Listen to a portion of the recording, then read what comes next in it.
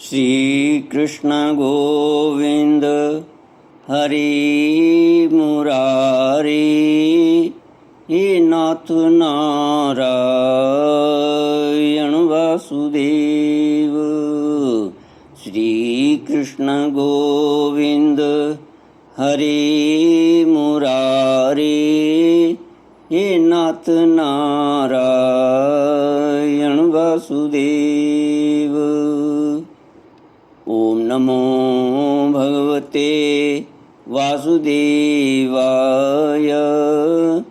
ओम नमो भगवते वासुदेवाय।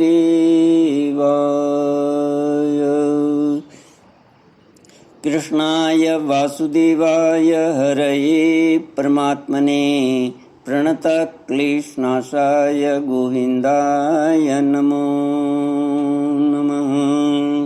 सच्चिदानन्दरूपाय विश्वोत्पत्त्यादिहेतवे तापत्रयविनाशाय श्रीकृष्णाय वयं नमः। सच्चित आनंद स्वरूप परमात्मा जो सृष्टि के उत्पत्ति, पालन और श्रृंगार करता है तथा जीवों के आध्यात्मिक, आदि दैविक, आदि भौतिक तापों को नष्ट करने वाले हैं, अर्थात जीवों के मानसिक, शारीरिक और भौतिक दुखों को दूर करने वाले हैं, उन श्री कृष्ण भगवान को हम नमस्कार करते हैं। श्री कृष्ण गोविंद हरि मुरारी, हे नाथ नारायण वासुदेव। श्रीमद्भागवत षष्ठ स्कंद अथ षोडशोऽध्यायः। श्रीशुक उवाच अथ देवर्षिराजन् सम्परेतं नृपात्मजं दर्शयित्वेति होवाच ज्ञातिनामनुशोचताम्। नारद उवाच जीवात्मनः पश्य भद्रं ते मातरं पितरं च ते सुहृदो बान्धवास्तप्ता शुचा त्वत्कृतया भृशम्। चित्रकेतु का वैराग्य तथा संकर्षण देव के दर्शन। श्री सुखदेव जी कहते हैं, परीक्षित, तदनंतर देवऋषि नारद ने मृत राजकुमार के जीवात्मा को शोकाकुल स्वजनों के सामने प्रत्यक्ष बुलाकर कहा। देवऋषि नारद ने कहा, जीवात्मन, तुम्हारा कल्याण हो। देखो, तुम्हारे माता पिता, सुहृद संबंधी तुम्हारे वियोग से अत्यंत शोकाकुल हो रहे हैं, इसलिए तुम अपने शरीर में आ जाओ और शेष आयु अपने सगे संबंधियों के साथ ही रहकर व्यतीत करो। अपने पिता के दिए हुए भोगों को भोगो और राज सिंहासन पर बैठो। जीवात्मा ने कहा, देवऋषि, मैं अपने कर्मों के अनुसार देवता, मनुष्य, पशु, पक्षी आदि योनियों में न जाने कितने जन्मों से भटक रहा हूँ। उनमें से ये लोग किस जन्म में मेरे माता पिता हुए। विभिन्न जन्मों में सभी एक दूसरे के भाई, बंधु, नाती, गोती, शत्रु, मित्र, मध्यस्थ, उदासीन और द्वेषी होते रहते हैं। जैसे सुवर्ण आदि क्रय विक्रय की वस्तुएं एक व्यापारी से दूसरी के पास जाती आती रहती हैं, वैसे ही जीव भी भिन्न भिन्न योनियों में उत्पन्न होता रहता है। इस प्रकार विचार करने से पता लगता है कि मनुष्यों की अपेक्षा अधिक दिन ठहरने वाले स्वर्ण आदि पदार्थों का संबंध भी मनुष्यों के साथ स्थायी नहीं, क्षणिक ही होता है। और जब तक जिसका जिस वस्तु से संबंध रहता है, तभी तक उसकी उस वस्तु से ममता भी रहती है। जीव नित्य और अहंकार रहित है। वह गर्भ में आकर जब तक जिस शरीर में रहता है, तभी तक उस शरीर को अपना समझता है। यह जीव नित्य, अविनाशी, सूक्ष्म, जन्म आदि रहित, सबका आश्रय और स्वयं प्रकाश है।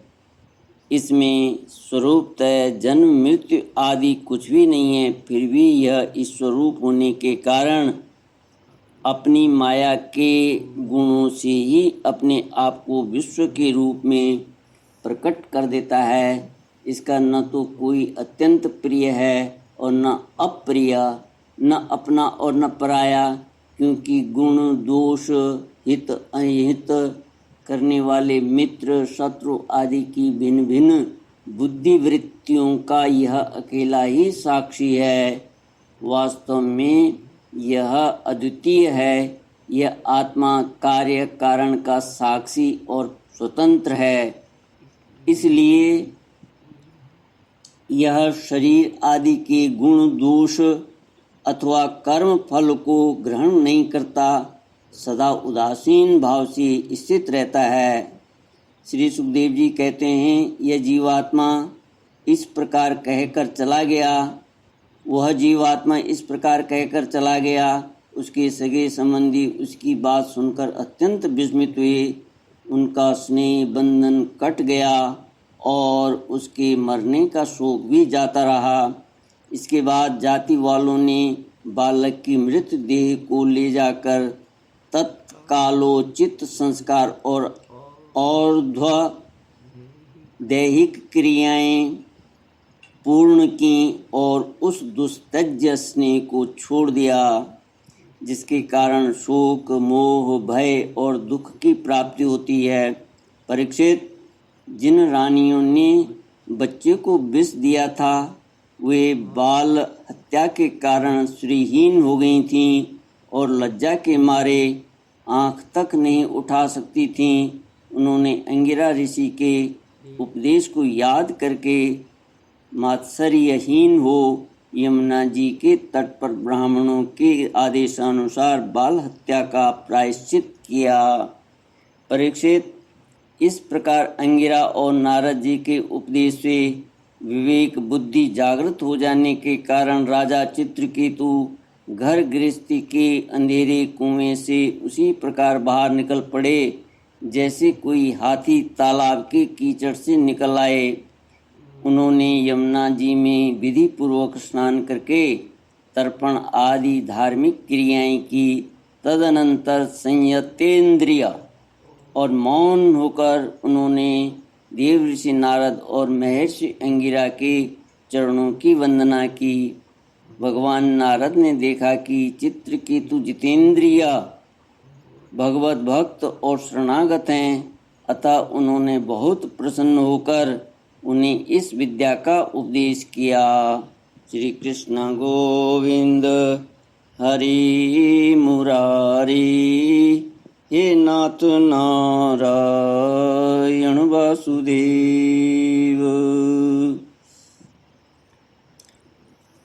देवऋषि नारद ने यूं उपदेश किया, ओंकार स्वरूप भगवन आप वासुदेव, प्रद्युम्न, अनिरुद्ध और संकर्षण के रूप में कर्म से चित्त बुद्धि मन और अहंकार के अधिष्ठाता हैं। मैं आपके इस चतुर्व्यूह रूप का बार बार नमस्कार पूर्वक ध्यान करता हूँ। आप विशुद्ध विज्ञान स्वरूप हैं। आपकी मूर्ति परमानंदमयी है। आप अपने स्वरूपभूत आनंद में ही मग्न और परम शांत हैं। द्वैत दृष्टि आपको छू तक नहीं सकती। मैं आपको नमस्कार करता हूँ। अपने स्वरूपभूत आनंद की अनुभूति से ही आपने माया जनित राग द्वेष आदि दोषों का तिरस्कार कर रखा है। मैं आपको नमस्कार करता हूँ। आप सबकी समस्त इंद्रियों के प्रेरक परम महान और विराट स्वरूप हैं। मैं आपको नमस्कार करता हूँ। मन सहित वाणी आप तक पहुँचकर बीच से ही लौट आती है। मन सहित वाणी आप तक न पहुँचकर बीच से ही लौट आती है। उसके उपरत हो जाने पर जो अद्वितीय नाम रूप रहित चेतन मात्र और कार्य कारण से परे की वस्तु रह जाती है, वह हमारी रक्षा करे। यह कार्य कारण रूप जगत जिनसे उत्पन्न होता है, जिनमें स्थित है और जिनमें लीन होता है, तथा जो मिट्टी की वस्तुओं में व्याप्त मृत्तिका के समान सब में ओतप्रोत है, उस पर ब्रह्म स्वरूप आपको मैं नमस्कार करता हूँ। यद्यपि आप आकाश के समान बाहर भीतर एक रस व्याप्त हैं, तथापि आपको मन, बुद्धि और ज्ञानेंद्रियाँ अपनी ज्ञान शक्ति से नहीं जान सकती और प्राण तथा कर्मेंद्रियाँ अपनी क्रिया रूप शक्ति से स्पर्श भी नहीं कर सकती। मैं आपको नमस्कार करता हूँ।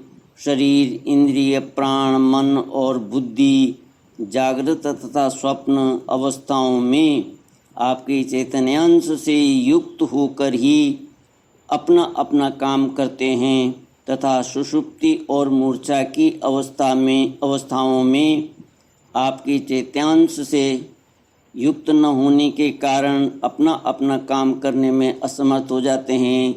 ठीक वैसे ही जैसे लोहा अग्नि से तप्त होने पर जला सकता है, अन्यथा नहीं। जिसे दृष्टा कहते हैं वह भी आपका ही एक नाम है। जागृत आदि अवस्थाओं में आप उसे स्वीकार कर लेते हैं। वास्तव में आपसे पृथक उनका कोई अस्तित्व नहीं है। ओंकार स्वरूप महाप्रभावशाली महाविभूतिपति भगवान महापुरुष को नमस्कार है। श्रेष्ठ भक्तों का समुदाय अपने कर कमलों की कलियों से आपके युगल चरण कमलों की सेवा में संलग्न रहता है।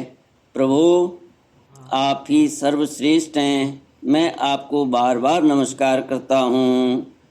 श्री सुखदेव जी कहते हैं, परीक्षित, देव ऋषि नारद अपने शरणागत भक्त चित्रकेतु को इस प्रकार इस विद्या का उपदेश करके महर्षि अंगिरा के साथ ब्रह्मलोक को चले गए। राजा चित्रकेतु ने देवर्षि नारद के द्वारा उपदिष्ट विद्या का उनके अनुसार 7 दिन तक केवल जल पीकर बड़ी एकाग्रता के साथ अनुष्ठान किया। तदनंतर उस विद्या के अनुष्ठान से 7 रात के पश्चात राजा चित्रकेतु को विद्याधरों का अखंड आधिपत्य प्राप्त हुआ। इसके बाद कुछ ही दिनों में इस विद्या के प्रभाव से उनका मन और भी शुद्ध हो गया। अब वे देवाधिदेव भगवान शेष जी के चरणों के समीप पहुंच गए। उन्होंने देखा कि भगवान शेष जी सिद्धेश्वरों के मंडल में विराजमान हैं। उनका शरीर कमल नाल के समान गौर वर्ण है। उस पर नीले रंग का वस्त्र फहरा रहा है।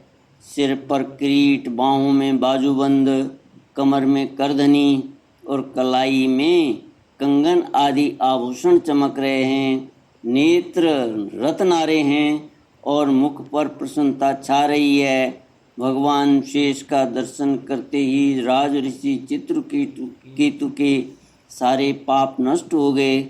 उनका अंतःकरण स्वच्छ और निर्मल हो गया। हृदय में भक्ति भाव की बाढ़ आ गई। नेत्रों में प्रेम के आंसू छलक आए। शरीर का एक एक रोम खिल उठा। उन्होंने ऐसी ही स्थिति में आदि पुरुष भगवान शेष को नमस्कार किया। उनके नेत्रों में प्रेम के आंसू टप टप गिरते जा रहे थे। इससे भगवान शेष के चरण रखने की चौकी भीग गई। प्रेमोद्रेक के कारण उनके मुंह से एक अक्षर भी न निकल सका। वे बहुत देर तक शेष भगवान की कुछ भी स्तुति न कर सके। थोड़ी देर बाद उन्हें बोलने की कुछ शक्ति प्राप्त हुई। उन्होंने विवेक बुद्धि से मन को समाहित किया और संपूर्ण इंद्रियों की बाह्य वृत्ति को रोका। फिर उन जगत गुरु की, जिनके स्वरूप का 5 रात्र आदि भक्ति शास्त्रों में वर्णन किया है, इस प्रकार स्तुति की। श्री कृष्ण गोविंद हरे मुरारे हे नाथ नारायण वासुदेव। ओम पूर्णमद पूर्णमिदं पूर्णात् पूर्णमुदच्यते पूर्णस्य पूर्णमादाय पूर्णमेवावशिष्यते। ओम शांति शांति शांति। हरि ओम श्री गुरुभ्यो नमः। हरि ओम।